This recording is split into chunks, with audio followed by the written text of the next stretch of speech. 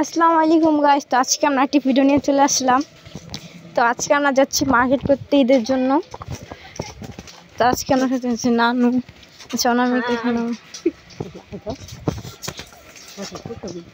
তো আমরা কি কি কেনাকাটা করে তো সেটা আপনারা দেখতে থাকেন।